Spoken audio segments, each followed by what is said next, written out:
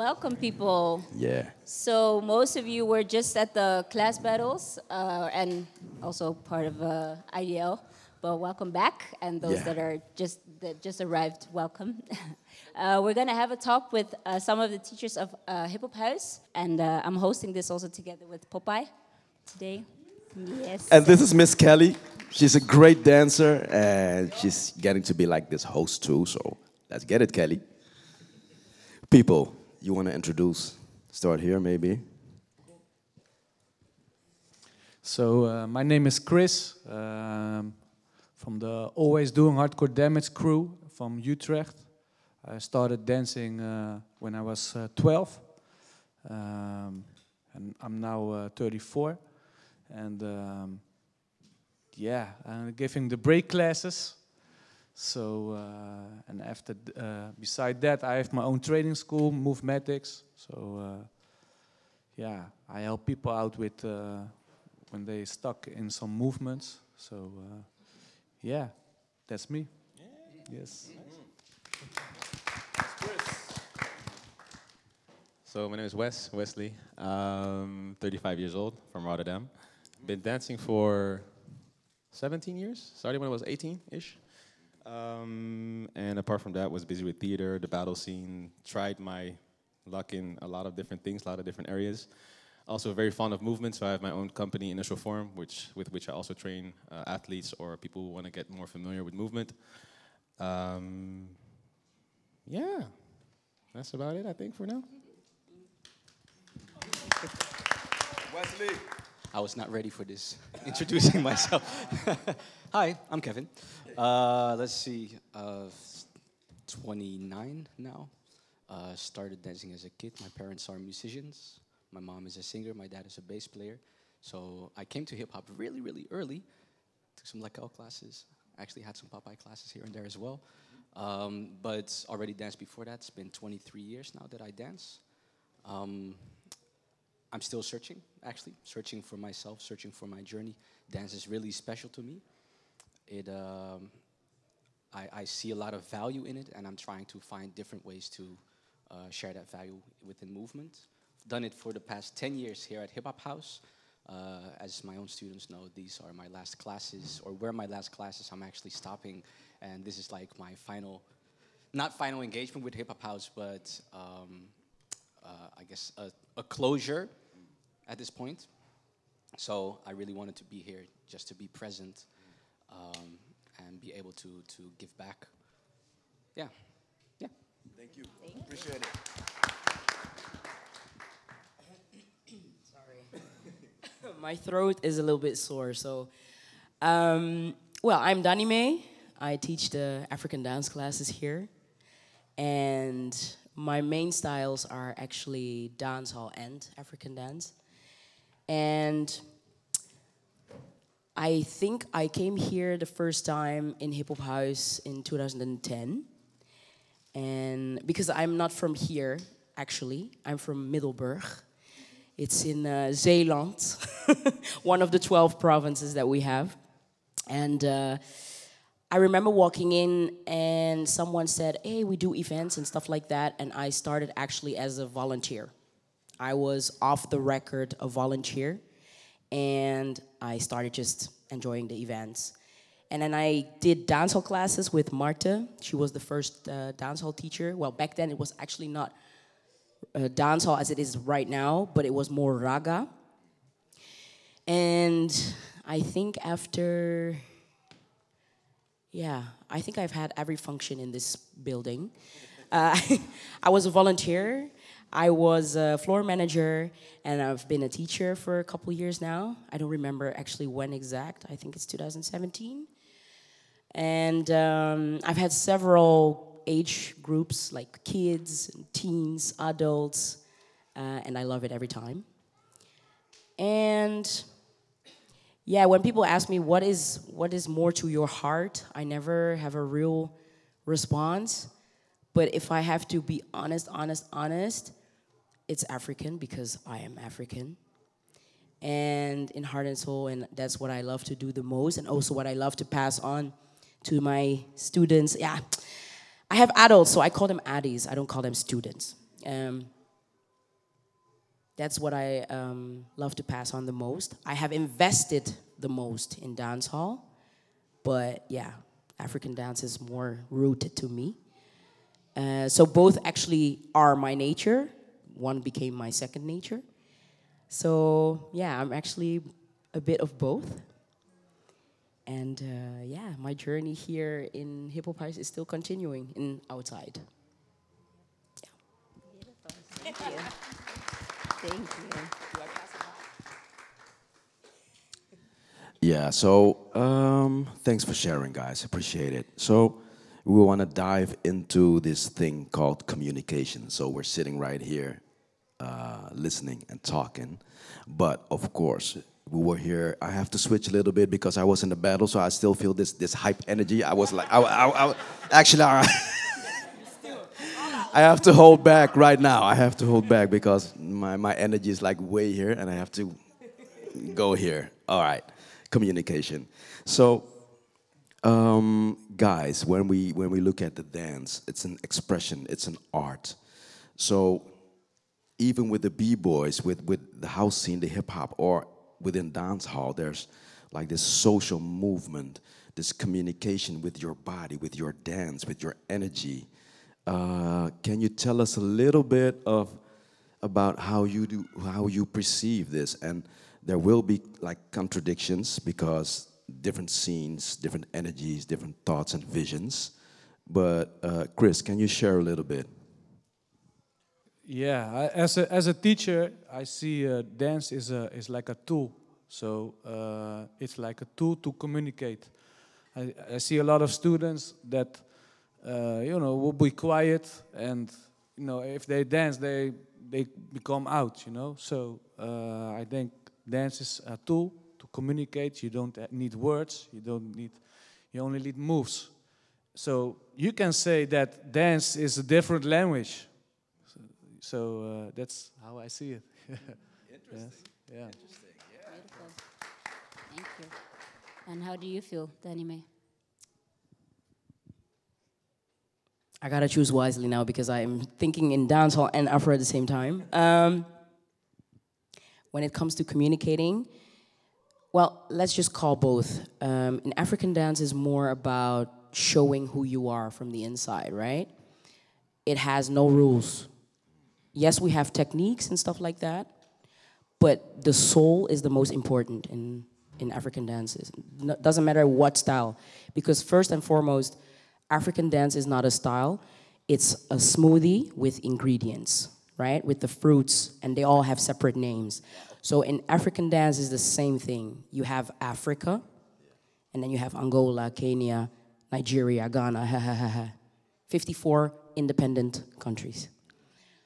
So with dancehall now, it's all about unity and about dancehall is for all. I know in dancehall there are way more restrictions than in, for example, African styles. But still, it brings everyone together, and it also gives a lot of things that happen in life a meaning, an extra meaning. If you like divide certain movements during the day or jobs that people have, like fishermen, they have a move called row the boat. Row the boat, you really row the boat. So you're in the boat rowing, and that is actually what you are showing. So dancehall is literally a way of life. It's not just a style, it's a culture. And in African styles, you have the same thing. We do the funniest and craziest things and most spontaneous, and that is actually what makes African dance so accessible for everyone. You can come as you are. Yeah.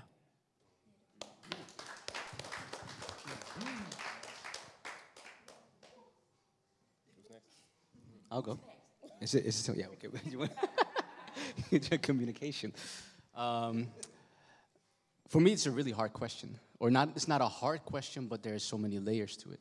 I understand. Right? Yeah. My personal journey has been a very introspective journey. So my form of communication within hip hop freestyle has always been one of relating things to my surrounding, or actually being able to have a conversation with myself about things that I go through in life, right? The moment we step on stage, there are nerves happening. There is maybe even a bit of ego speaking, sometimes in a positive way, sometimes in a negative way, right? Sometimes it's one that says, you got this, you can do this. And other times it's one that says, I don't know if you should be here on this stage.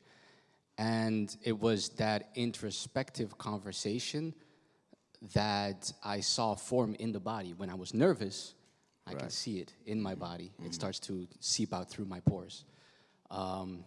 When I feel at ease or comfortable, or when I feel social because the people around me give me a certain energy in the environment, you can see that in the body as well. Even with the battles just now, you can see that, right?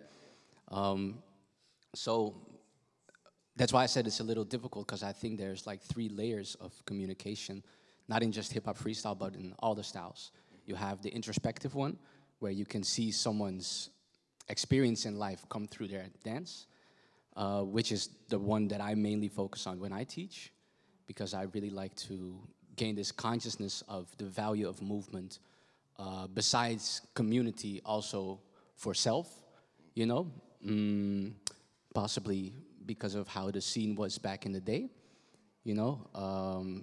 It was amazing, but you really had to stand your ground, you could say. Yeah, that's something really interesting to me. Then besides the personal one, you have the communicative, the social, of course. The social seems pretty straightforward with the social dances in hip hop, but when you look at how it is a expression of heritage, coming from Africa, coming from the Congo Square, where jazz was born, and then moving on forward, it is a spirit, actually, that we continue to carry. Even now when we do the new school steps, I'm not gonna name them because I'm slowly getting older. Oh my God. But let's say sturdy, for instance. Okay, I got one. There we go. The sturdy, right? It's a communication of the kids, and it's a way for them to feel a belonging with each other, to celebrate each other, you know.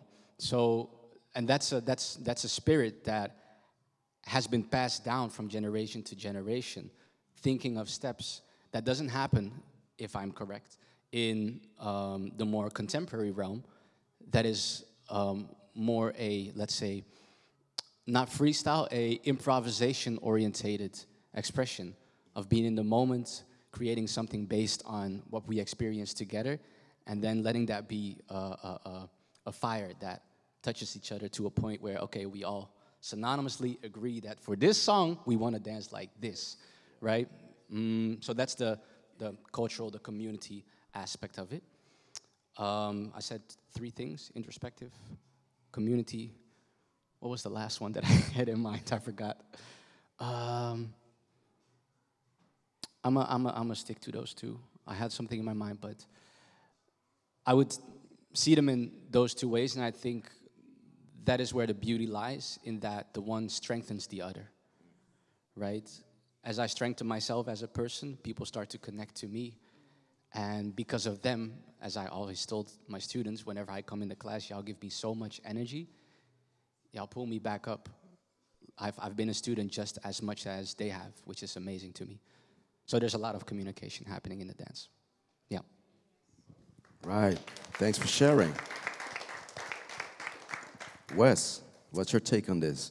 It's very similar to what Kev also said, and also Dani, and also Chris, actually. Even though there's like different areas, different environments, different styles. Me, I'm mostly invested in house dancing, house culture, club culture. And for me, it also, like the way that he said it, it kind of transgressed in the way that I improved myself. So how I had an image of myself, like when I started dancing, it was for fun. I didn't have in my head, like, I want to become the best dancer, or I need to become a teacher in this. It was just like, I like it. It feels good. My teacher was a martial artist, and he said, like, yo, you should dance for your footwork, because it's going to know better you in your martial arts. I was like, okay, cool, let's do that, right? So I was upstairs in the dojo, 4 hours, 2 hours downstairs, working my butt off with the dance. And then I fell in love with house music. I fell in love with hip hop, fell in love with, you know, electronic music, funk, all that stuff. So it was all there at the same time. But it was a playful area, it was a playful zone. So I didn't have to think about the skill or being able to be the best here or there. No, it was just like, I do my dance classes, that's it. And then at a certain moment, I got the perspective or the idea like, okay, I'm getting better. People start to look at you. People asking you for, okay, what is this? Where do you practice? That's where it starts. And then, do you teach? Do you want to teach? I was like, wait, hold up, what is this? let me just backtrack for a bit. Should I? Right? So my teacher, luckily at that time, was also like connected to many other dancers here in Holland. And that's how I met Esteka. My teacher was Marcus Jackson, American. He had his own dojo here in Rotterdam and his own dance school. But it was very much connected to Esteka in Amsterdam and dancers from there. That's also how I met Lakel, basically, in Amsterdam community. All those people, you know, Vogers, Whackers, B-boys, everything, basically. I got like showered with all of that. And that's how I learned. But then when it started to come in the sense of like teaching, choosing a direction to really battle, to really go into that, it comes with different things. And that's where I started to like really look at it as development of yourself, physically, but also mentally, spiritually, emotionally, right? Because that's what you take with you into the dance. I mean, if you just look at, for example, the movements, anybody can learn that. You just need the proper amount of time. But what do you fill it up with, right? Life experience, connections. You know, that's where your flavor comes from. That's where the color, the warmth, or like however you want to express yourself comes from. So there was a time in my career where I was battling so much, I was traveling so much and teaching. And then at a certain point, it felt like a bit empty. I was doing a lot, but I didn't feel fulfilled. And that was that classic act of like, you're doing so much, right? But you feel like your heart is not there. You feel like you're not getting that energy back in the right way. And it basically told me like, you need to go inside. Right? And when people tell you go inside, you're like, okay, but how do I do that? Right? Because those terminologies also, a lot of times, it's very vague. Yeah, you need to look inside. What do you mean? Like, should I, what? You know? You know? Find your belly button. You remember it, right? But it does make you think, and it does make you like reevaluate where you are in your life at specific moments. And those are the things for me that I really try to take into my dance, into my craft. And not just house, because I just love to move, right? I love music. And I think that goes for a lot of us. But then you really see like, okay, where certain different qualities come from, and then also how you connect to people. I mean, me becoming a better version of me ultimately already made me a better dancer by default. Because it's that what I take genuinely and authentically into my craft. So it's honest, it's pure, right? I don't have to fake it. I mean, I can go into character, I can put a mask on, perfectly fine. But if I want to feel comfortable with myself, if I want to be comfortable with, you know, the things of myself that I'm also not so proud of, right? Because that's a lot of the transformational aspects of the dances that we practice or that we go into that people not always speak about. I mean, we know it's there, right? But how do you explain it? How do you bring it to the forefront? And how do you teach that? How do you pass that along? And that became the most important thing for me in the sense of like communication, to do it honestly, to do it authentically. And by that, you're showing the people, or at least in my case, that's how I was taught myself. You're showing the people like there's another way. You can do this as well. So it's vulnerability also, like you're showing yourself naked, basically. And I'm still practicing, right? I'm still not there. I don't know where there is. We're gonna find out along life, right? But it's constant growth in that sense, I would say. So that's how I would see it like in-house and many other aspects. And then I think what differs, where it changes, is because it comes from the club, right? It's sexy. House is sexy. House is sexy. It's in the club, it's sweaty, you know, it's transformative. It's like boom, you hear that music, you're like boom, boom. And like electronic, people rubbing up against each other in the club, but also ciphers, you know, it's all kinds of different energies. And that's why it's such a melting pot of so many different styles and things. You have the Latin aspects, you have voguing coming into that era, right? And there's a lot of like funk that connects to it, disco, all that stuff. Influences from hip hop, capoeira, martial arts, all that stuff like comes together in that era where it kind of like sprung, and then house kind of like developed more into like, okay, let's keep it more to the footwork stuff. Let's go into the floor work, and that's where it started to like get its form by people getting asked if they would be able to teach that. So they had to clarify, you know, and then communicate it in that way. So yeah, that's a bit of that. Beautiful. Yeah. Thank you. So nice to hear. Thank you. So the thing is, like, I hear many different things, and it's so interesting to hear, like, how it all comes down to staying true to yourself, like, really checking in and seeing, like, working with that, and meet someone also where you are at that point. But also, environment is very important in what I hear. So in that sense, I feel like every environment plays a role in how you are able to communicate. So in your dance style, how, like, what are the different settings, and in what ways are you able to communicate? Or, yeah, does it? Was it me? Yeah. I'm like, oh. Wait, let me think. Like,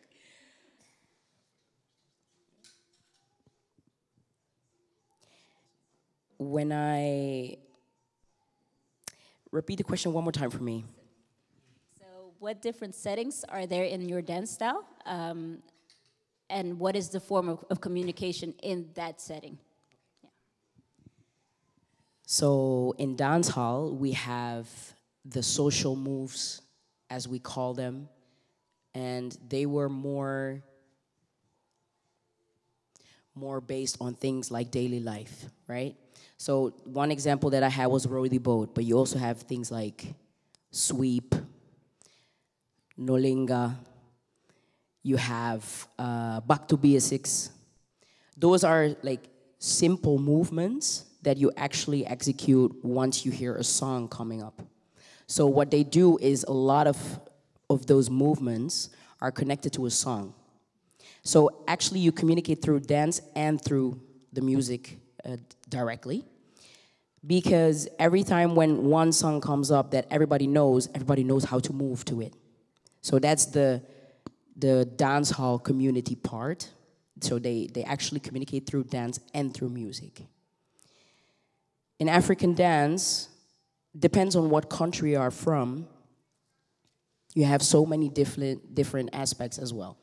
For example, in Nigeria, you have dances based on life phases of a woman. So if a woman gets into her first period, you have how you call that? A ritual, which is connected also to a certain dance style. And then if she gets to pick a husband, or if a husband gets to pick her, there will be women lined up, and they will like play certain instruments and do a certain dance with the hips mostly, because the hip movement is actually one of the most foundational movements to actually show your power as a woman. Based on that, on how you can move your hips, men would pick you because they would feel like you're ready to give birth to their children. So the more powerful movements you have from your hips, the more the man will be like, yeah, but it's true. So it's so connected to the culture. So that is, in African dance, basically, you connect and communicate through anything. The way you walk, the way you talk, basically the way you sleep, the way you eat, it's almost everything. And I think the same goes for dancehall as well, because they have that as well. If you're poor and the only thing you have is your body, what are you gonna do? You're gonna find a way to make yourself happy or to keep yourself fighting for that is necessary to you. And music is one of those things. And then when music comes dancing, even if you have an empty bottle of beer that you find on the streets, if you have a stick, you bonk on it, and there's a sound. Children play in the streets with dirt and make music with dirt. So I think the way you have, the way you see life is what you make from it. You know, you can be poor, but that doesn't mean that you can't find happiness. So you find happiness within music and dance, and that's what actually the African culture is most known for. No clothes, no food, no nothing, but you have music always. Even if you have no CDs, no internet, no whatever, you have a voice, you have your body, and you have your hands. You can make an instrument out of everything. There's this viral video of a boy in Angola with a scissors and a broken can. And he was a real kuduru boy. He was like chanting and making the sounds with the scissors. And it went all over the place. That's what makes him him. And that's how he sees life. Like, make a party of it. Doesn't matter what you have or how much or how less you have of something. So, yeah. Exactly.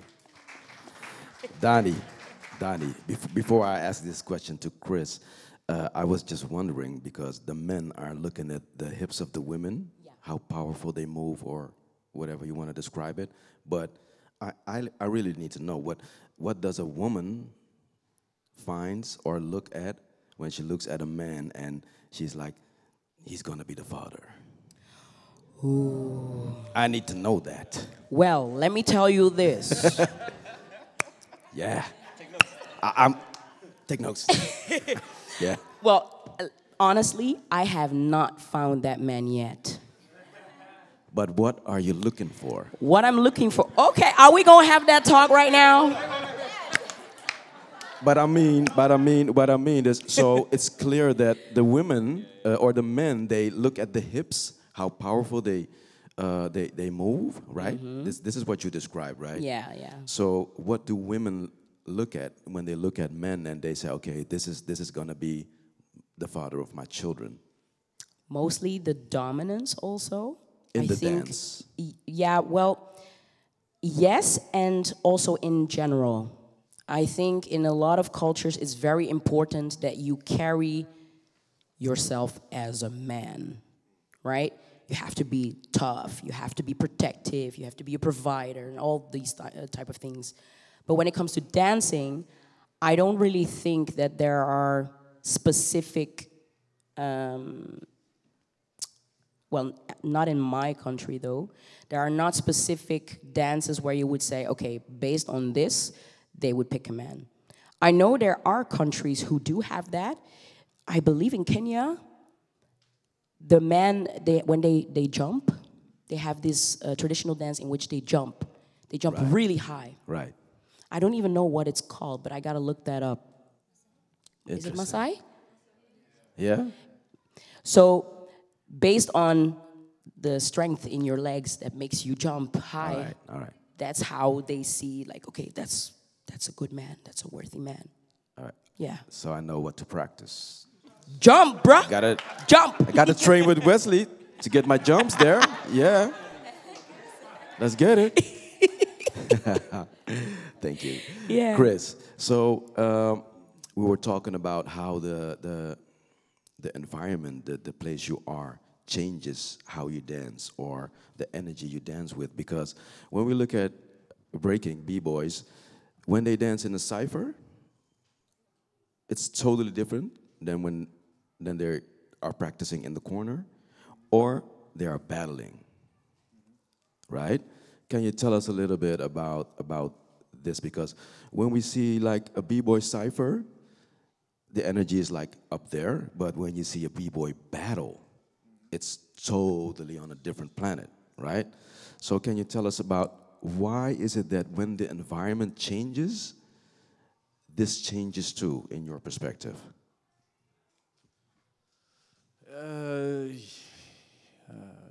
Yes, I think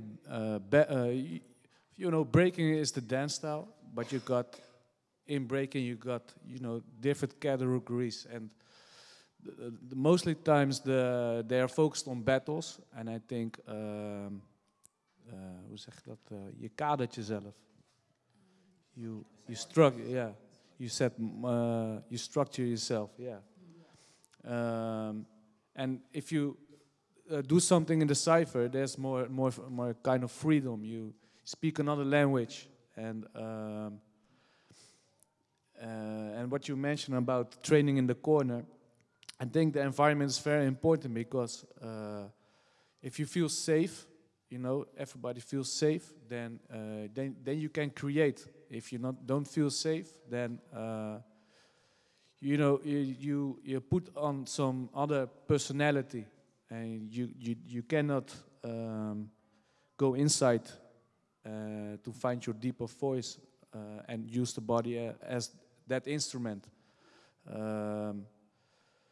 So yeah, I think a lot of people are not ready for battles, you know, because they compete with other people, and if you compete with other people, it's you know you push yourself in the wrong way, and I think you have to become your you put yourself on the first place first, and then you can compete to because otherwise you lose. That's how I experience it a lot, and that's why I do not that battles anymore. I just enjoy ciphers because you know in a cipher everybody is upgrading each other. You know, you see good exchanges. You see, you know, it's another vibe, and I think battles is just a part of what dance can be, and there's so much more. Yeah. Thank you.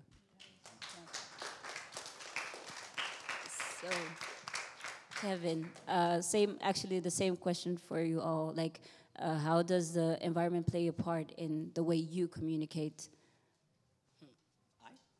Me? Yeah, we didn't hear you. Me specifically? Okay. Shush. Let me see.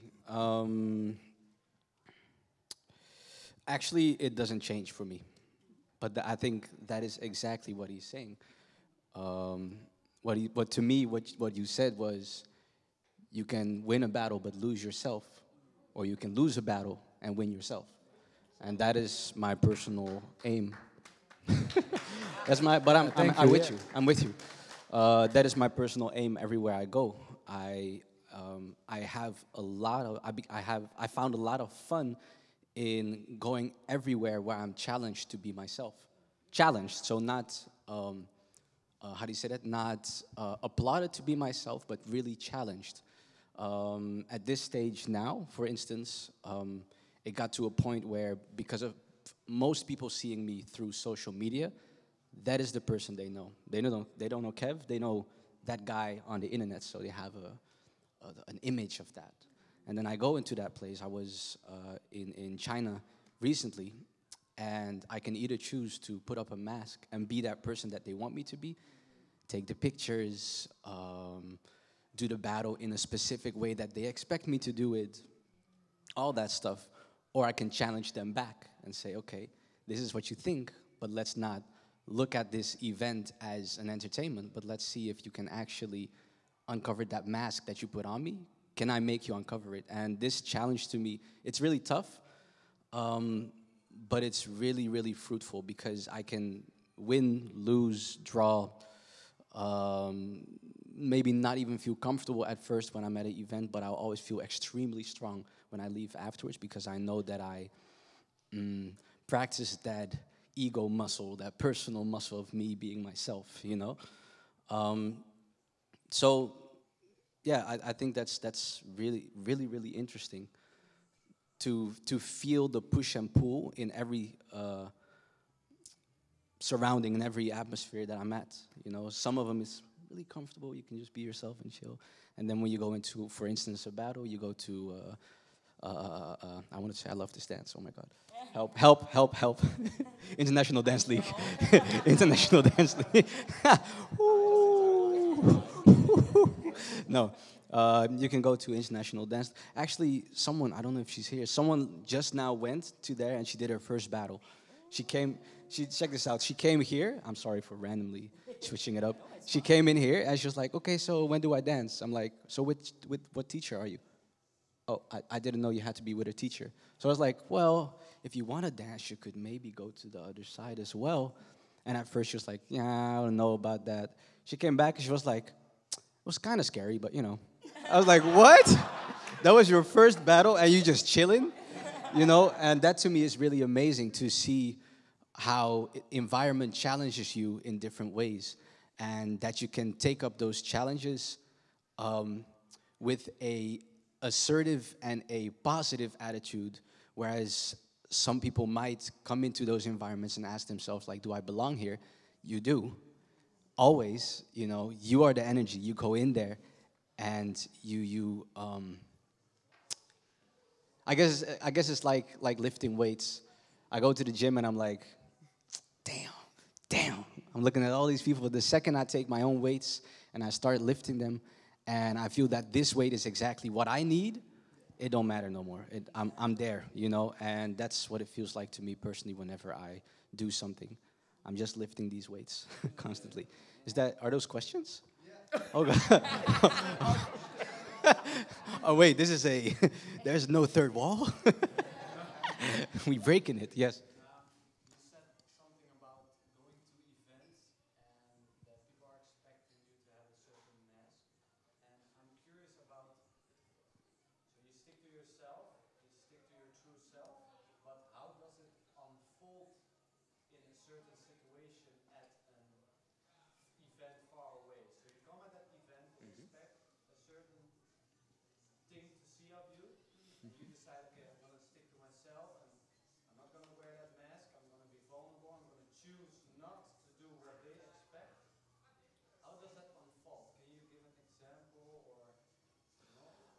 Wow.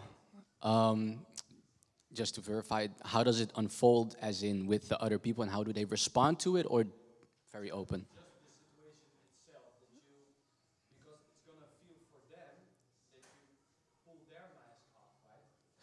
That's a difficult question.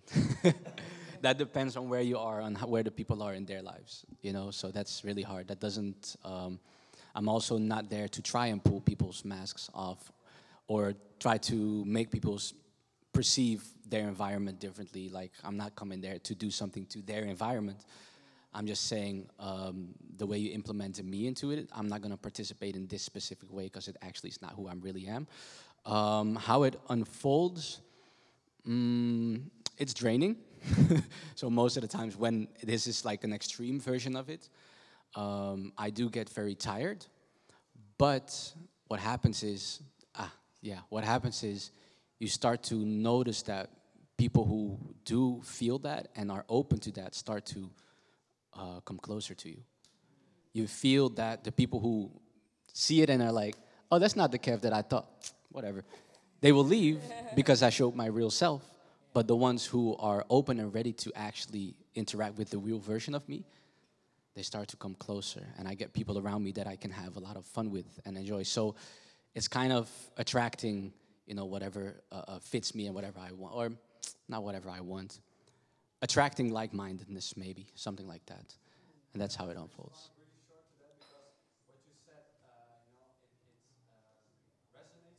Mm.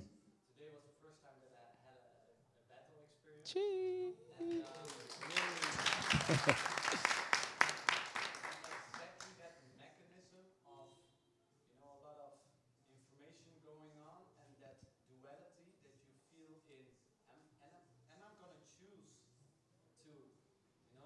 Mm-hmm.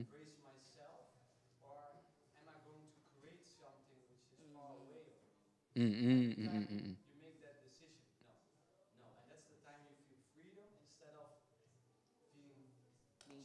Mm, mm, mm, mm, mm, mm. I hear you. It resonates back. I hear you. Nice, nice, nice. Yeah. So that's kind of how it works for me. Wait, sure. Oh, yeah.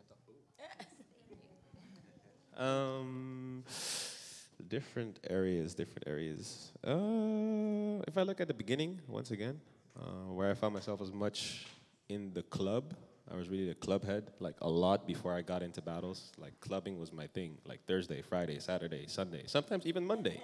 Party on Monday, V on Monday, you remember? So that was my go-to. That's how I got into like meeting people with the dance. That's how I got schooled in the dance. My ass got whooped many times in the club. That was a big part of it. So I also learned to battle in the club, right? I didn't learn it in a battle format in a venue or whatever. It was for me, I got schooled in the club. That was it. So that was the first area, apart from the studio, that I really got to know and where I learned. And later, I gained a perspective of how it kind of changes per culture. I mean, per like also continent, country, right? Because if we look at America, United States, New York, Chicago, where House comes from, it's very different than how we practice it here. And a lot of people try to copy paste that mentality, which does not work because we don't live the same experiences. So ultimately, you're like, boom, hit that wall. You're like, oops, not here. Try a different door. So I also ran into that wall because I didn't know any better, right? I just see what I see and I try to copy that. You know, that's not just the movements, but maybe sometimes the clothing or like the behavior. And then you find out like, this is not it. It's not me. Because I was born in a very white neighborhood in Rotterdam, so, you know, it's different. Didn't have that crime, didn't have that stress. I mean, there was like other things that I had to like think about, but I had to find my way of like transitioning through that and how I express what I was going through throughout the dance and then find my meaning in that art form. But I couldn't take it from them as I was taking the moves because it's different, right? So my essence, the way that I practiced was different. So club was there, studio was there, my friends, you know, crew. I was in a crew with Kelly for a long time, X-Gen, which also taught me a lot. We had a great mentor, Steve, you know, who taught us a lot about the culture, you know, but it was, practicality was in the studio, but then theory was a lot of just sitting down, talking, listening to music, you know, and learning music. Where does the music come from? Where do the moves come from? What's Weibo, you know, what's the origin of certain moves that we do today? So that was a great school for me to learn more about that. So that was a different environment already. Slight shift, but already quite different. And then the battles again was also very different. Because to me, like if I look at house, for me it's not really like a battle kind of style. I mean, definitely there's a part of it, there's an essence of it, but for me it's much more connected to like, let's dance together, let's vibe together, let's exchange, rather than let's go at it, you know, bump heads. Which it can definitely be used for, but then again, in that you already see also how certain people, and not even just people, but again, continents, countries, right? How they practice it differently, dependent on how their life situation is.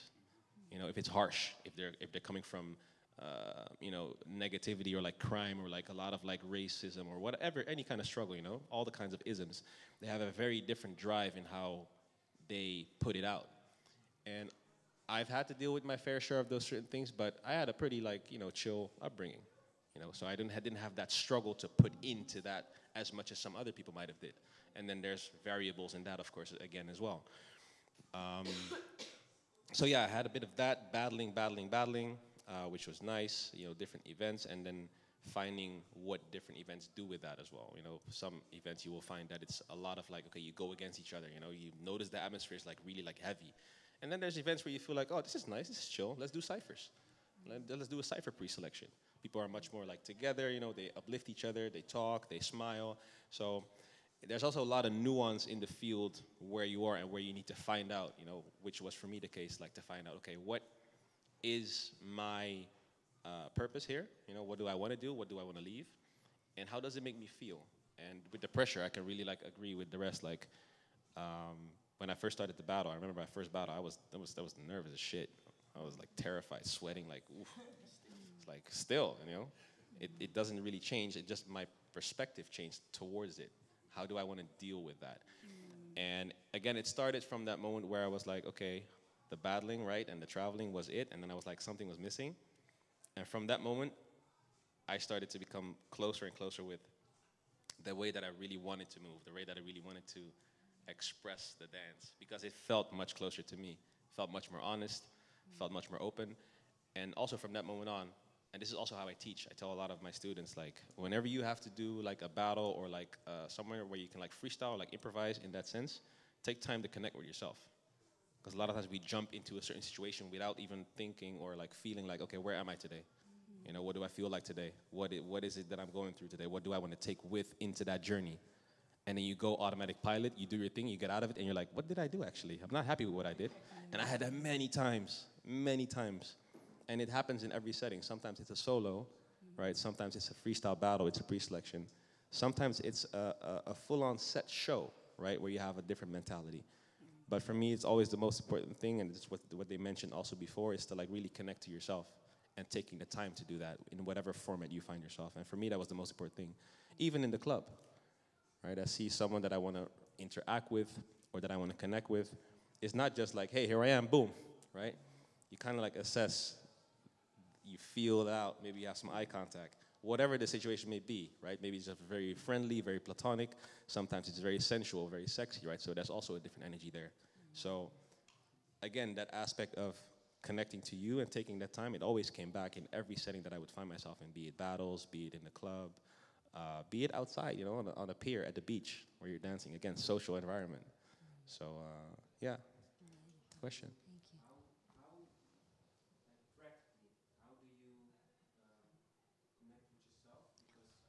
I'll give you a mic. Mic check, mic check. Aye. Yeah, so practically, how do you connect to yourself? Does it start like when your round starts, or does it start when you wake up, or does it start when you are already training, not even have in mind that you are going to a battle? When does it? Yeah, when does that That's a start? good Practically. question. That's a very good question. Because it's very, again, very nuanced. Because you said it already, kind of like, for me, it starts when the day starts. And maybe even before that already. If I know that I have an event or I know that something is coming up that's important, I try to do it before. Like maybe a week before, I will already get into the right mindset. What do I want to do? What do I want to wear? What's my energy like this week? Do I really want to connect to people? Do I want to be more by myself? Maybe sometimes even as deep as like, what kind of material do I want to dive in? Where's my body right now? What is my body comfortable doing right now? Because sometimes I'm having information in my head. I'm like, I want to go there. My body's like, nope. You need to be here. Work with this. I'm like, okay. Right? So it's very much listening to my own inner voice. Very vague again, you know. How do you find your inner voice? I know how it sounds. But this is part of it, you know. I think we all are familiar with meditation. Most of us, right? And meditation, a lot of times we think about it as like, oh, you need to be on this mountain, spiritual. I'm uplifted, right? I'm enlightened. No. Meditation for me is nothing more than observing your thoughts and making sure that you're not being taken away by them, but that you can center yourself, basically. And the thoughts are going to be there. They're going to be there. And it's something that I practice all the way throughout the days, you know, sometimes less, sometimes more. But it's like just being aware of the thoughts that are there and the patterns, and then being here, okay, what do I want to do? You know, where do I want to be? So it starts with that most of the time. If it's the week before or the day or the moment itself, try to find where I am. And then another big thing for me is just breathing, like just really breathing, because breathing ultimately brings you here. If you notice your breath, you're gonna be like focused on that. All the other stuff just kind of like fades away. And it might take some practice, but if you do it long enough, if you do it often enough, it will just automatically center you back to like where you need to be in that specific moment. And the thoughts will be there, the noise will be there, but you will be more focused on, okay, my breathing, up and down, nice and easy, maybe in the chest, maybe in the belly, whatever it is. And that for me ties into being comfortable, you know, like soothing myself. You know how babies soothe themselves, animals, all that stuff. Like, I mean, it's stuff that we see, but then when we think about it, I mean, it applies to us still as well, you know? So, and then from there, it's just choosing your moments. So when I get into the venue, for example, for like, let's take Summer Dance Forever, right? Because it's coming up, August, boom, on Nerves. I'm like, oh my God, it's the biggest house event in Holland or in Europe. Oh, here we go again. But again, with all that pressure, I need to kind of be able to tell myself like, well, what do I want to do? And give myself time, patience, right? We all know they have that 1 minute or 45 seconds you have to perform that pre-selection. I'm like, excuse my language, fuck it. Fuck it. If I want to chill for 20 seconds or 30 seconds, I'm gonna do that. Quality though, confidence. And ultimately where you get to quality and confidence for me is with patience, taking your time to connect, listen to the music, feeling comfortable, and then I can go. And then I only need 15 seconds, and I'm good. You're going to be good with these 15 seconds. And that's where that confidence comes from, right? But I got to give it to myself, and I think that goes for everyone. Making a space for yourself where you can feel calm, confident, comfortable. Doesn't matter where you are. You're going to feel the nerves. You're going to feel the pressure. You're going to feel the excitement, like, ooh. But that's where you learn. Like to calm yourself, soothe yourself, keep focus. And it takes practice. For me, it took years. Luckily, I did martial arts back in the day, so that was a good breeding ground to like deal with stress and like having discipline. But that's a bit of it, yeah. Nice. Thank you. Yo, so what I recognize is staying true to yourself, and then your environment will change into realness too. So can we say that real recognize real? Right. So it applies everywhere. Real recognize real. So, but it's I think it's very hard, and everybody's saying they recognize the struggle with dealing with getting to yourself and staying to yourself, because within every environment you're challenged. What Kevin also said, and you also, and Chris also mentioned. So if you are in this space, even if you're practicing in the corner or doing the cipher or stepping into like a big event like IDL or Summer Dance Forever, we have to feel comfortable. So there has to be some kind of a safe zone. So as a dancer, as a communicator in dance, as you speak this language, what can you say about feeling safe, but also projecting this safeness to other people, so everybody feels comfortable? And I think everybody has this responsibility to carry it, but so it's a community thing, I guess. But what can you say about it as an individual?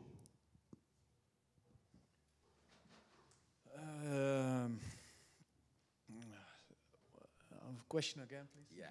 So the question, you were talking about feeling safe, and this is the place where you can get the most out of yourself. How can you feel safe from yourself, but also how can you let other people feel safe? Yeah, it's. I think it's very good to ask yourself how you feel, but sometimes it's not.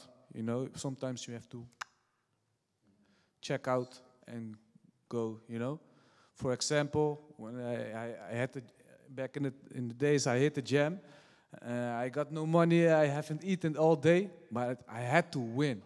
But if I choose to hold on the fact that I didn't eat anything, then I was feeling that feeling, right?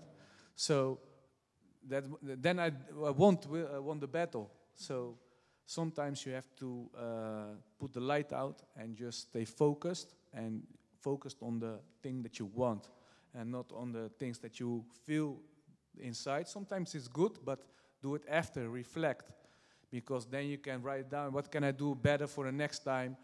And to mention about how to feel safe. Wear good shoes. Yeah, feel comfortable with yourself. Don't watch yourself too much in the mirror, but just focus on your dance. It's not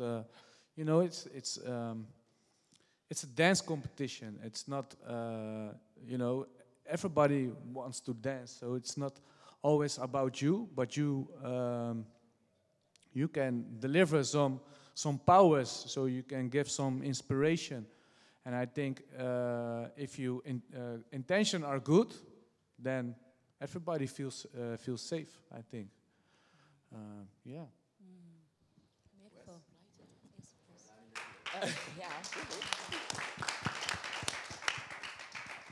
What I always do in class is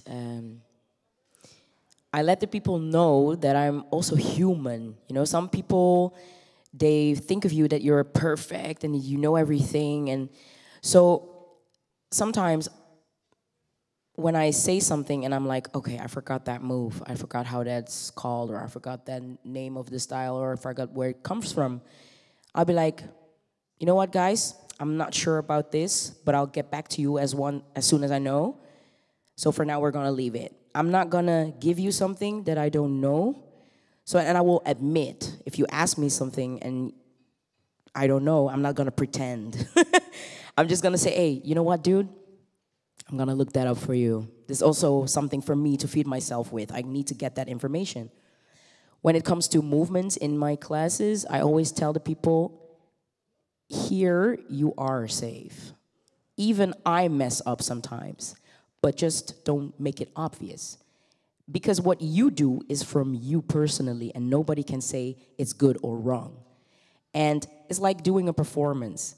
If you have a solo performance, do whatever, because people don't know what's coming. Only you know what is coming. So find your way into bringing it into or making it something and still staying to yourself. And also, once you step into a classroom, I always make sure that I know everyone's name. People know, the ones who are in my classes, they know Donnie always in the beginning wants to point out everybody's name. I do that on purpose because I want to make you feel human. I don't want to treat you as a number or as a subscription. You are my person. You come for me. You pay classes to come see me. So I feel that it's mandatory for me personally to know your name. So then I'm like, hey, Leticia. Hey, Abdullah. Hey, Anna. Hey, Alida. And I always make sure I see Pearl. Is it Pearl? No? Yeah, Pearl. You see? And I repeat this. I see Teddy. I repeat this every time. Lisa, Lumi, who's here? And I do that on purpose because I want to make you feel like how I feel when you guys step in. I feel honored. So I want you to feel honored as well. Don't be like, oh, I'm just here to learn. I'm a student. No. I'm as much a student as everyone is in my class. So, and I think that also sets the tone for, hey, here I can relax. And if someone says, hey, I'm having difficulties with this or that, I'm like, it's cool. Take your time. Take your time. There's no rush. You don't need to know the choreography in 1 hour. If you know only the first part and you do that with sauce, I'll be cheering and you'll hear me across the street. I'll be like, yeah! Everyone knows I scream. When everything goes well, I scream. So I think to let you have the feeling that, hey, you can take your time. It's okay. You can ask questions. I'd rather repeat something 5,500 times than to do it once and you'll be like, and you didn't have fun because you were too much in your mind. But once you have like drilled those first 8 counts and you feel like a warrior, then that's what hits my soul. That makes me the proud teacher that I am. Yeah.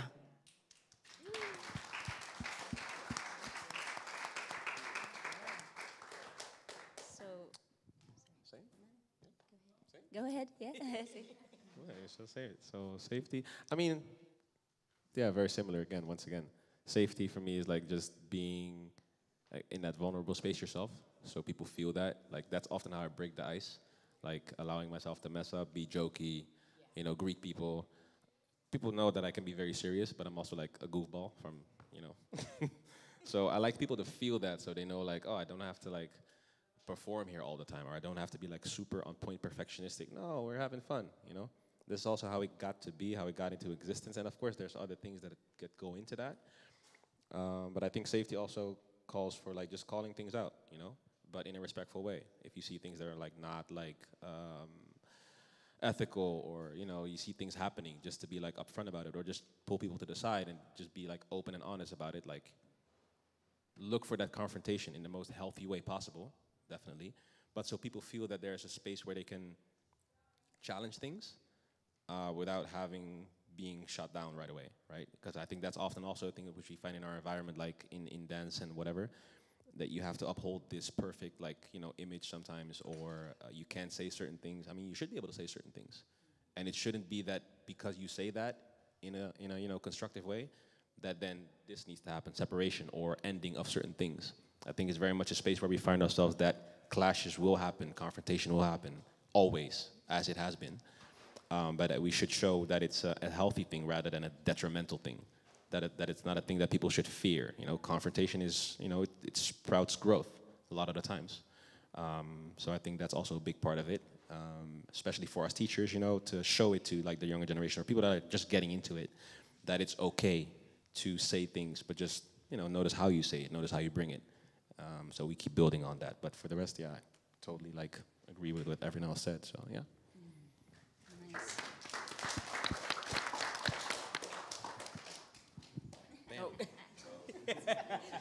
No, I'm good.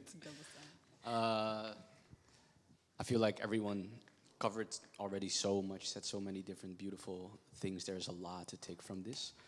Only thing that I think I can add and share is how I created safety for myself in any environment. And it is something that I've shared before in classes and stuff like that. So where I found, for instance, my personal confidence and safety is in finding something, something in myself that is unbreakable, that I know this will always be exactly that way. And because of that, I have this crazy, deep amount of trust in myself, because I know that specific thing inside of me will never change. And it is never my dance. It is never my dance.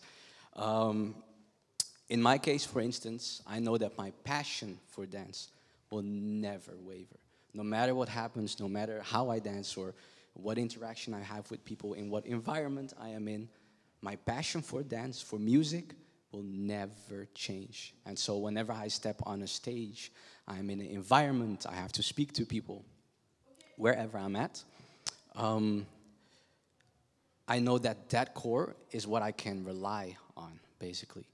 And that's kind of where I build everything around, what I build everything around, you could say. Or maybe, for instance, another one that I truly believe in and I stick by is that I believe that I am a good person. Okay, I believe that. I might not gonna do a good round today, maybe not tomorrow. I might not gonna be able to connect with the people the way all that stuff, cool. But there's something small inside me that I know, no matter what the variables are around it, that's gonna stay exactly the same. And for some reason, I found so much power and so much energy inside of that, that I can place myself in different environments, come to different places and spaces, and I can feel safe, because nothing, no one can change that specific thing within me. And because of that, I feel that I can share something with people, trusting in that small part, you know, even if I make mistakes. And that's really interesting and really cool to me. And it's still dance that made me realize that, because that's where it started. The love for dance, like, oh, wow, yo, I really love this. I'm out here 4 o'clock in the morning writing down exercises and shit. I really love this. This is too much, Kev. Hey, yo, I'm dreaming about dance. Hey, yo. And I just started to realize, like, yo, this, yeah, I might suck, but this is special, you know? Because that's, you have to understand, that started before I was good. So that is something, it was already there. And I saw it and I said, oh, that's actually pretty crazy. I'm going to hold on to that, you know? So that's how it works for me. Yes, of course. I want to add this. Also, when you dance, don't feel like you have to dance exactly the same way as your teacher is dancing, because you need to discover your own flow. I always tell this in my classes, don't feel like, oh no, I don't bend my arm like that exactly. No, the way you do something is different from how you do something and from how I do something. So don't stay focused on copying the person, but learning the movements so you can make them your own and also implement them in your way. Yeah, that was what I wanted to add. Thank you. Thank you. So- There's a question.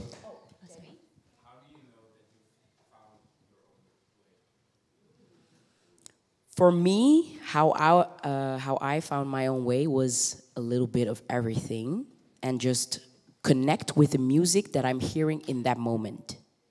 If you feel that this is where your body is taking you, that's where you're gonna go. For example, if you hear a certain song, I'm just gonna say Baby from Justin Bieber. This is just a weird example, but the sound of the music is gonna make you move in a certain way. For me personally, when I hear a song, I feel like, okay, oh, this is what it makes me do. I connect my body and my soul to that music, and then I'll just go. I'm not thinking in structures too much. It's just pure feeling. So we gotta get out of our heads and start dancing more with the heart. Because yeah, you can do so many moves all behind each other, but it makes no sense if you don't show something that is in between that. How do you connect them? Why do you go there? What is the thing in the music that made you move like that? And that is your own. I can show you mine and you can show yours, but together it's like an exchange. So that's how you will feel like, okay, this is my way of moving. And then when you see another person, oh, okay, that's how he or she moves, or they. Did I answer your question? Can I add? Of course. How do you create your own tone in your voice? You don't. You already have it. It's there, right? How do you create the way you look? You don't. It's already there, right? And honestly, from seeing you in the classes, you already do. You already do. That's crazy enough. It's not something you can choose. It's not something you can. It's something you become more aware of as you become older because you get to know yourself. But it's not something you have to create within yourself. You know, as she said, you develop. You develop. It's resonance. What resonates with you? Where do you feel excited, happy? You know, where do you feel that energy bubbling? And you continue to follow that every single time in every class and everything you do, it will come to you. That's literally as, it's not simple, but it is. Or maybe it's not easy, but it's simple. Yeah. Yeah. Dare to do that. Mm-hmm. Yes. If you dig, oh, sorry. If you dig deep into yourself, that means you're gonna mess up, you're gonna do something offbeat, you're gonna do your fall, whatever. But only from falling, you're gonna learn how to get back up. So always go. Doesn't matter, even in your room, even here in open practices. Don't feel like, oh, people will be looking at me. No, don't give a shit about that. You are doing you, and that's the most important.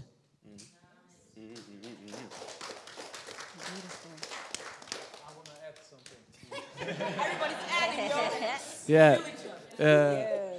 Yeah, you doing you is the most important thing, but you have already also know that what's already done, you know? So respect your ancestors and what make the dance possible. Yeah. So for example, you mentioned a lot about the history from the dancehall culture. I didn't even know about that. So, you know, now I know why I love the hips of my wife, you know? So, yeah. So it's very important to know the history, respect the culture, and you know, if you can find the balance in that, then find yourself. So not create yourself, but find yourself. That's yeah, very good. Yeah. Nice. Yo, there is so much. I got nothing to add. There is so much like to touch up on. One more question. You all mentioned like that you should be, that you, as you progress through your journey, that you become aware of your own taste and style within dance. But personally, what I struggled a lot with, and Popeye knows that, is popping is a really technical dance. And before you can be like really free, you do a lot of things that you feel are right, but your techniques aren't on the level to really execute it as you want it. And then sometimes my popping wouldn't be described as popping, but yeah. So when what's like the balance between doing what you feel from the soul and being true to the style that you know, dance. Balenciaga.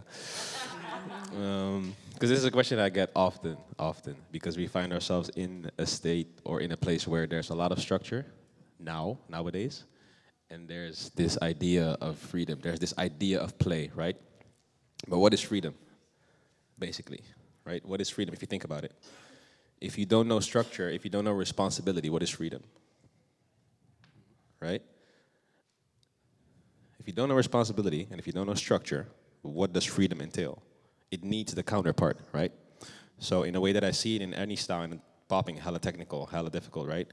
But it makes sense to build the frame, build the skeleton, make sure that you know your ABCs, make sure that you, like you said, ancestors, like back in the day, what did they do? Not that you have to copy, that you have to be a precise example, but because it's been done so long, there's a lot of proof that it works. That's one thing, it works. There's an ABC for a reason. So seeing that it works, a lot of people will say like, go into this, make sure that you learn this, and then from there, by investing in that, you will be able to do this better. Or you will be able to grasp a greater sense of freedom. Right? Because if you tell people to just dance, just do freely, whatever, most of the time it's a bunch of mumbo jumbo, right? Which is fine for specific different purposes. It's fine, you can just do whatever you want. But if you want to find yourself in competitive environment or you want to go into a culture, be it streets, be it club, be it like breaking, you know, whatever it is, learn the codes. Because ultimately they were put there to make you better, basically. And then it's up to you to find the balance. That is the own task that we have. What is your balance? How much do you want to speak A, B, C, D so people can read a clear book? And how much do you want it to be abstract in the way that you see it, deform it, deconstruct, make it into your own way? Because that's hella valid, right? And people will judge you on that. People will. Some people won't understand. That's also a big thing, right? I went to many different competitions or whatever environments where people were like, I don't understand your dance. You're going offbeat. I'm like, cool, right? So you got to know your own worth in that as well, right? So it's a tricky thing, but I think it starts with that. Understanding structure, understanding where does it come from, you know, the history of it, and what that entails to you. And then find your way in how you want to reconstruct, deconstruct. I mean, have mentors that can help you. That was a big part for me, you know, having feedback, so you're not alone in that. I'm not saying you must, but to me, that's like a big thing, having a mirror, so you can fact check. And you don't have to do everything that they say. You can just spar with them, like, hey, well, how does this look? What do you think? What do you feel? And then take from that, yes or no. But I think it's where you're gonna find the balance for yourself, and it's gonna be an ongoing thing for sure. It's gonna change. Every time. Hope that makes sense. Thank you. I'm looking at the time. It's like, all right, 17:17. All right. Okay. Yeah. Some more questions. We have, yeah, there was more questions, right? No. No? Yeah, it's just my question. You already actually gave a lot of advices. Thank you. But what I'm curious about, what was one of the most valuable advices you got from your mentors during your journey, either in dance or just in the culture in general? Mm-hmm. So we can learn from that. Yeah, Thank you. Mine was really funny. It was at Hip Hop House when I started. Or not when I started to come into the culture. I was like, Leandro, what do I have to do more? And he said, nothing, just do your thing. And he was right. He was right. But I'm sorry. So that's for me personally, of course, you know, because everyone is different. In my case, he was able to see that thing that I also saw, that passion. And he saw that it led me into a curiosity that would bring me to understanding culture, understanding movement, and understanding self. He saw that. So he was right. Just do your thing. But that's very personally. It's just funny because that's the biggest advice I got, and it was like, yeah.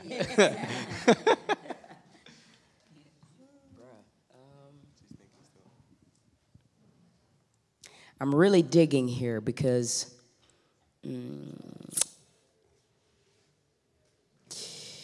when it came to different, well, let's say I take different classes. And I do remember, for example, Laquelle, I was in her class. I always call myself Bombi. Bombi is the deer that when it gets born, yeah, that's me on heels. So I always tell her that. And I remember her saying like, schatje, je moet gewoon dansen. Je moet gewoon stay strong. Learn how to walk properly first on heels, and then just go for it. You can do that. You know, sometimes you hold yourself back because you feel like, oh, if I do this, I'm gonna slip. She's like, nee, je moet gewoon gaan. You just have to go. Remember that little girl? Do you remember? She's like, nee schatje, you got this. Je kan gewoon gaan. Say, make that head roll, go down to your leg, and grab the floor with your toes. Yes. And yeah, those are like things that you get in classes. From different teachers, you will hear something, you know, something else. So this is one that stuck to me. And for the rest, I think the same as everyone. Just do you, just dance, feel, don't get into your head. Yeah, that.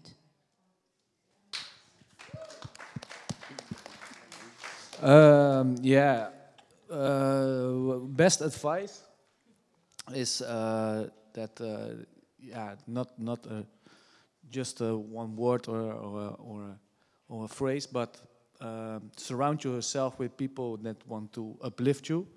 That will help a lot, because if you surround your people that you know become jealous, or you know they're gonna say from yo, that move, don't do it, but they do it by yourself. You know, they bite a lot, so we got a lot of biters. Yeah, so surround yourself with people that want to uplift you and yeah, support you. And why? Because if they give you feedback, you would like to hear feedback from them. You know, if it's filled with hate, you don't want to, you know that hate on you, because it do something with you. So, yeah, yeah. Yes. Yes. Well, one thing I personally would like to touch upon before. Yeah. So no, like before the talk ends, because like the main topic was conversation, and you already hear it comes in many forms, and how everything plays a part in that. It comes down to approach, how you check in with yourself. What do you need in that very moment? Like there's a lot of phases you go through, but one thing I'm really curious about, and also how you experience it for yourself when it comes to actually having a conversation through dance with somebody. Like, what are the things that you need in order to actually have an honest conversation?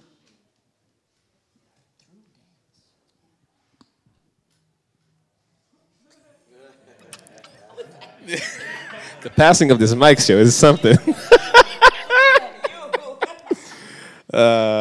First thing, consent. Consent, for sure. It needs to be consensual, both ways, both parties. How do you get that? I mean, there's multiple ways. You can, you know, make eye contact and gouge from there, or, you know, you can talk, speak, invite. There's different ways. Sometimes it happens organically that, you know, you link up through the music, right? And you feel that vibe and you start dancing with someone. Still doesn't make it okay to touch someone, for example. You know, so there's like a lot of nuance in there. Like, how do you want to dance with that person? Like, what style are you involving yourself to? Some dances really involve like just this face to face or side to side. Some dances involve like hips to hips, chest to chest. You know, there's arms involved, so how you embrace. So I think those are definitely things to look for. Yeah, in my own experience, it happened in many different forms, right? Like I said before, like you just hear the music and you vibe, you connect. How I do it myself is always that if I dance with someone, I check if they're comfortable with, you know, physical contact. For sure, that's first. And how I do it is mostly verbally, like if they would be open to, like, you know, connect closer, to get deeper into the dance. Or if I really feel that it's safe, if they would, you know, make the first move, because I'm hella comfortable with physical contact. I'm a very physical person. I mean, we're all physical person, we have a body, you know, but you get the idea. You know what I mean. I like to do. So I'm a lot open to a lot of that stuff, to just connect and just don't label me. Do not label me. Please do, but don't. But it's a lot of that. Just looking for those signs, for those telltales. Basically that. Observe, you know, pay attention. Be in that moment, and don't just assume things, I would say. Don't assume. I try to not assume. It still happens sometimes when we're not perfect, right? But if you find yourself in that space, a big help for me is just like, check in and don't assume. Yeah. For me, it's honesty. I just need what I really need, because I'm really sensitive to those things. I need the person to be honest with the music themselves and the reason to why they are trying to dance. And that honesty, for me personally, I just feel it.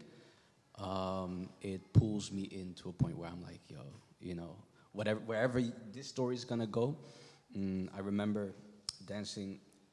Anytime I would be in a cipher, for some reason, Salah, the popper, would always be next to me. And the person that he was always grab is me, constantly, But he was so honest in his happiness that I was there and that he wanted to dance, that you just go into it. Even maybe sometimes I'm like, yo, Salah, I'm not trying to be here right now, Salah. Because he's doing a lot. But I think that's the beauty of it, that when there is honesty, you become open to see where that journey goes to. And then it brings you to places you wouldn't have been able to go to by yourself. You leave that floor, that stage, that party, you leave it with a renewal, a feeling of being different, of experiencing something different, as if I read a book, but I didn't write it myself. It was written together, and if that is not there, then I'm like, I don't know about this. But when that honesty is in there, because you asked, what do you need? I think that for me is the main thing. Yeah.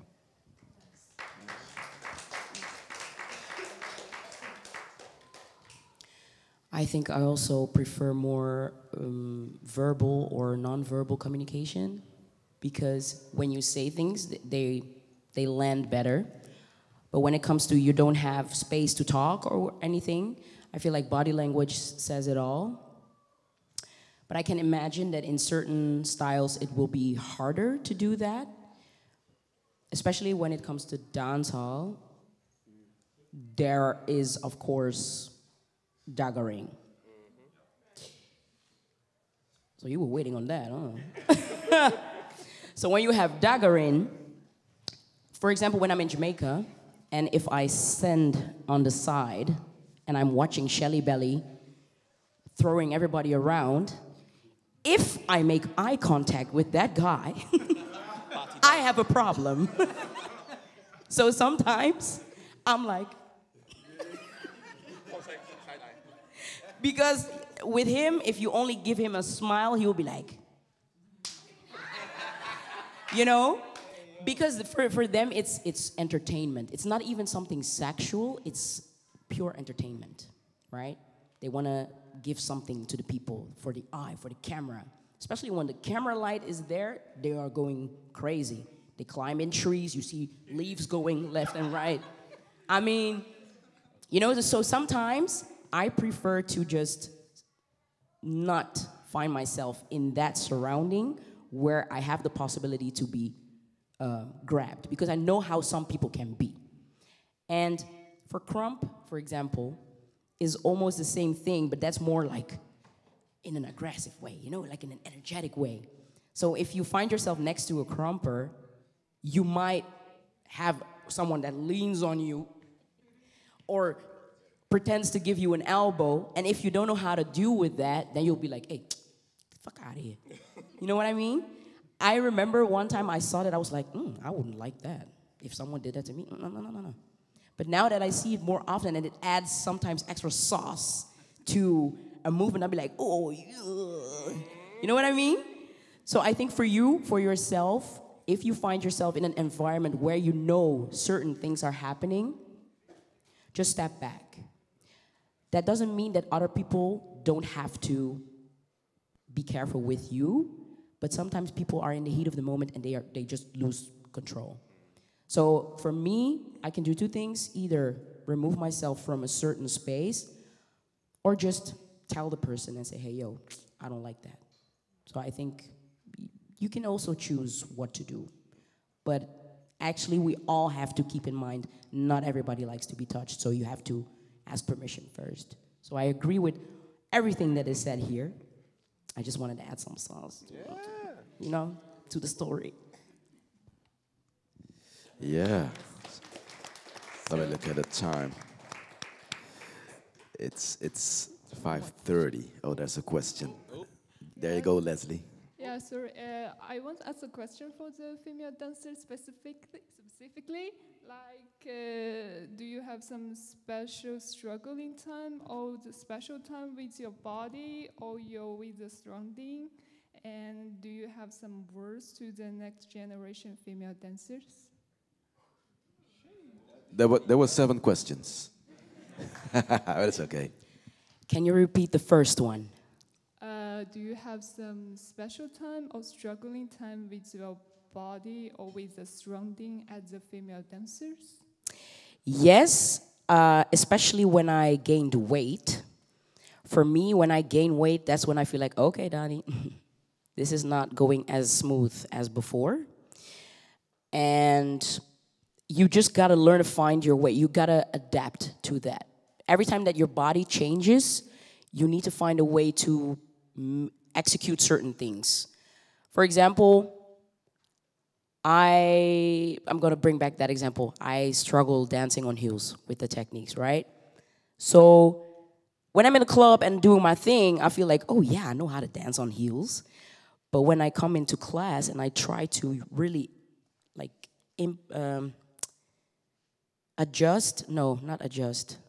to implement the techniques, then I feel like, okay, whoa, hold on. This is not the way I thought it was supposed to be. So then you have to actually learn to mold yourself into that where you're not that good at.